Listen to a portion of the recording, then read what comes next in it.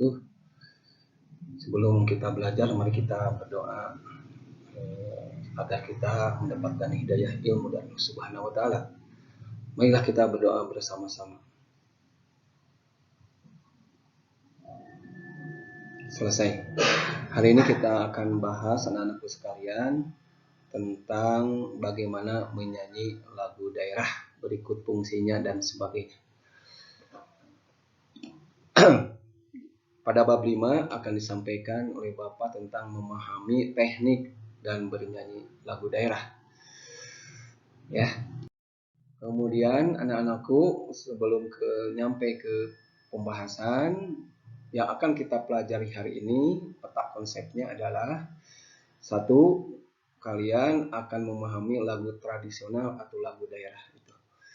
Dimana pengertiannya apa lagu daerah teh, ya? Lagu daerah itu apa?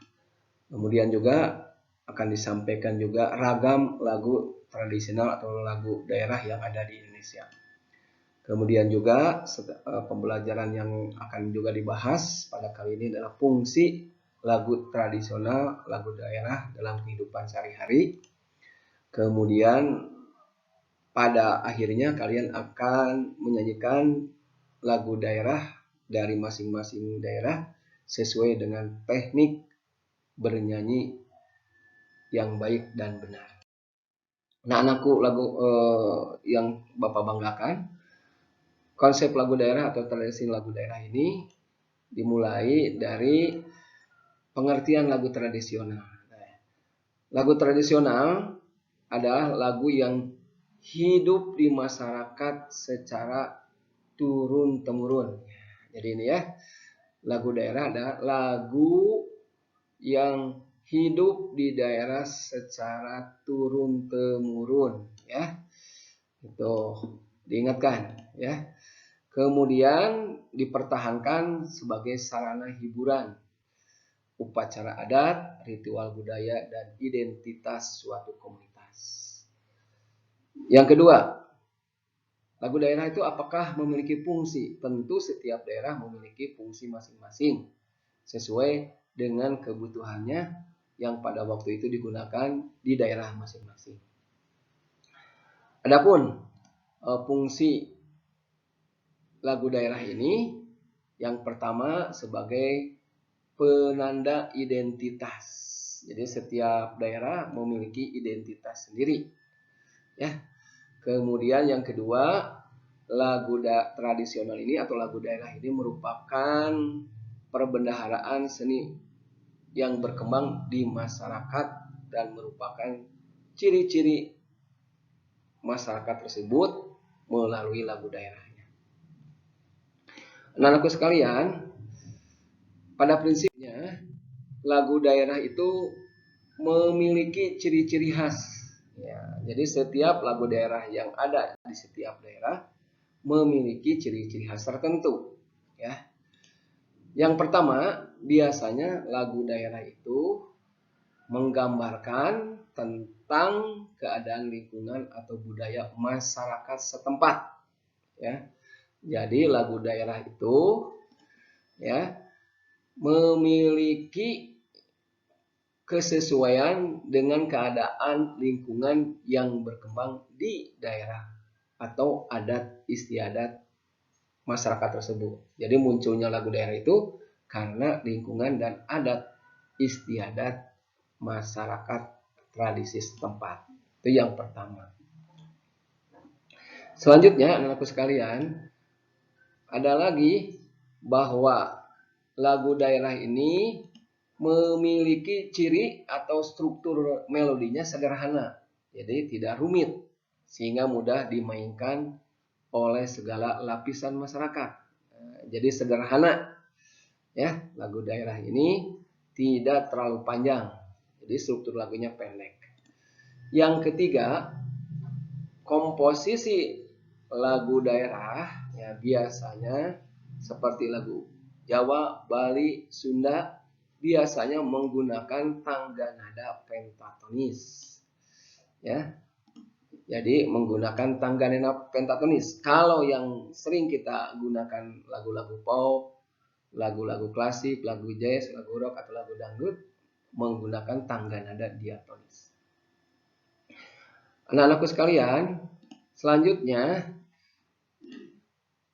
jarang diketahui pengarangnya atau istilahnya anonim. Ya, jadi pada waktu dulu ya para pencipta lagu daerah ini tidak menyebutkan namanya, tapi diturunkan lagunya dari keluarga yang satu ke keluarga yang lain sampai turun temurun. Jadi tidak ditulis nama penciptanya. Yang berikutnya, anak-anakku sekalian, biasanya lagu daerah itu ciri khas yang kelima adalah mengandung nilai-nilai kehidupan, ya. Mengandung nilai-nilai kehidupan, kemudian juga ada kebersamaan sosial, ya. Kemudian juga memiliki keserasian, ya. Keserasian dengan lingkungan hidup sekitar yang unik dan khas. Nah, itu jadi 5 ciri dari lagu-lagu daerah ini. Kemudian yang keenam, anak-anakku, beberapa lagu daerah tertentu menemukan lagu daerahnya sebagai identitas, ya.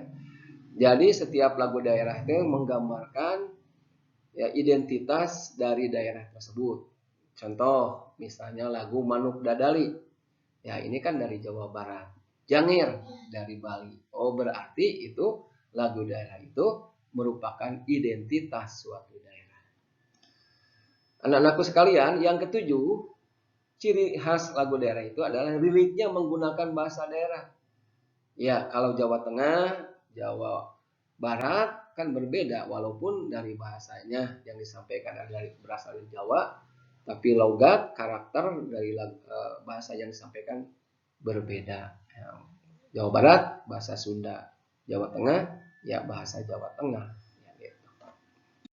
Nah, anakku sekalian, itulah 7 dari ciri karakter lagu daerah.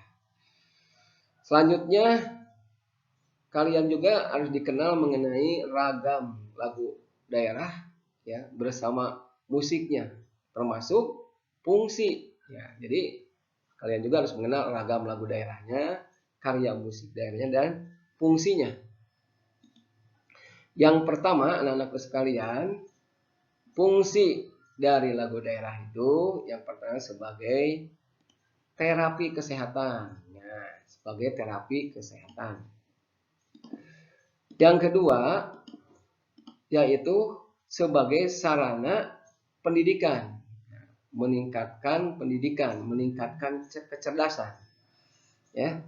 Jadi setiap lagu daerah akan meningkatkan karena di dalamnya ya ada lirik-lirik atau syair yang mengandung nilai-nilai pendidikan. Kemudian yang ketiga sebagai sarana refreshing dan rekreasi atau hiburan. Jadi lagu daerah ini digunakan untuk sebagai sarana refreshing, mengatasi kejenuhan atau sebagai sarana hiburan. Kemudian anak-anakku sekalian, yang keempat adalah sebagai sarana membangkitkan motivasi. Gitu ya. Jadi inilah fungsi lagu daerah sebagai sarana hiburan. Gitu ya.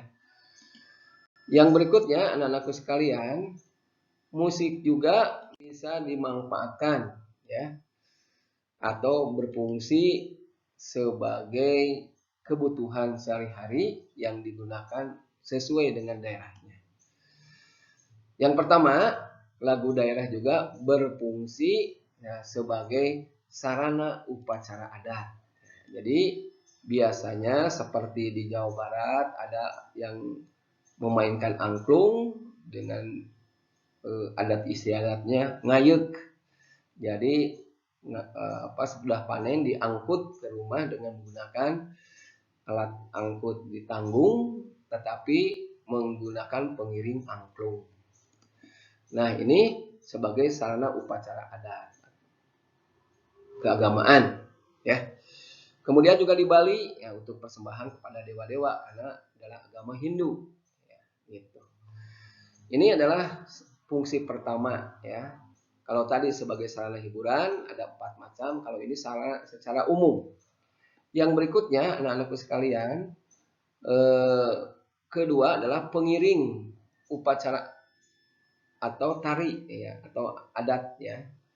Pengiring tari atau adat. Biasanya tari-tari ini adalah mengiringi upacara-upacara adat. Jadi setiap kali ada upacara adat pasti ada tariannya. Yang berikutnya yaitu media bermain. Ya, kita kenal lagu di Jawa Barat ada cincang keling ya, ada oray-orayan. Nah, ini media bermain. Yang keempat adalah media penerangan dan komunikasi, artinya memberikan penerangan atau edukasi kepada masyarakat tentang kegiatan-kegiatan tertentu. Nah, gitu ya. Kemudian yang kelima adalah sebagai iringan pertunjukan, artinya kalau ada sandiwara, ada wayang golek, nah ini fungsi sosial budaya daerah setempat itu sebagai iringan pertunjukan. Bapak ulang ya. Anak-anakku sekalian, Bapak ulang tadi sebagai sarana hiburan, kalau sekarang sebagai sarana fungsi sosial. Lanjutkan. Anak-anakku sekalian, selanjutnya setiap struktur musik daerah memiliki karakter masing-masing. Cuma biasanya memiliki persamaan yang signifikan. Ya, contoh biasanya struktur musik daerah ini ya dipengaruhi oleh tinggi rendahnya dan panjang pendeknya nada dengan memiliki pola-pola bilama tertentu. Jadi iramanya beraturan ya, baik nada atau tangga nada. Ya, semuanya polanya memiliki ciri khas masing-masing ya. Memiliki ciri khas masing-masing. Oke lagi. Jadi struktur pertama biasanya lagu daerah ini memiliki irama yang beraturan. Yang kedua, ya, biasanya struktur melodinya secara umum dibentuk oleh susunan nada yang dipahami tinggi rendahnya bunyi di dalam musik. Ya. Jadi ada berupa tinggi rendahnya bunyi atau disebut pitch, ada juga panjang pendeknya ya, panjang pendeknya nada atau disebut dengan irama.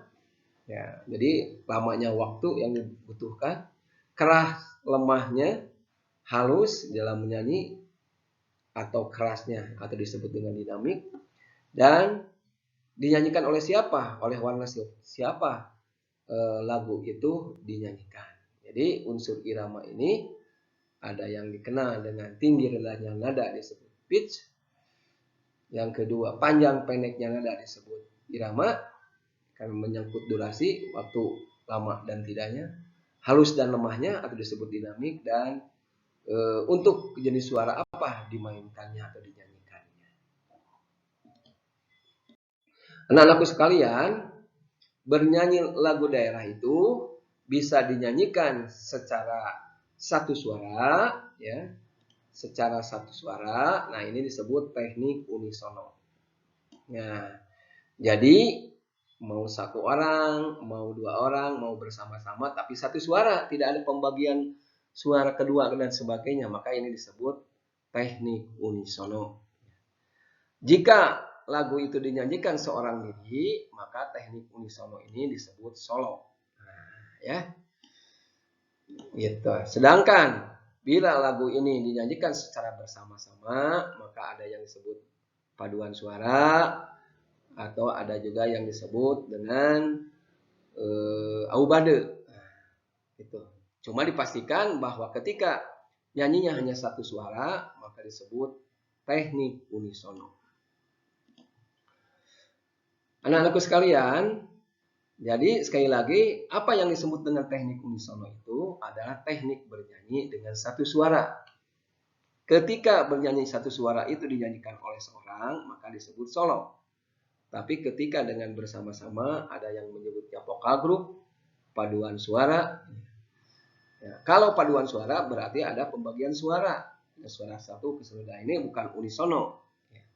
Tapi kalau paduan suara atau vokal grup itu nyanyinya hanya satu suara, tidak ada pembagian suara, disebut unisono. Jadi kesimpulannya unisono itu teknik yang digunakan menyanyi dengan satu suara. Walaupun jumlahnya mau berapa itu terserah, yang penting suara.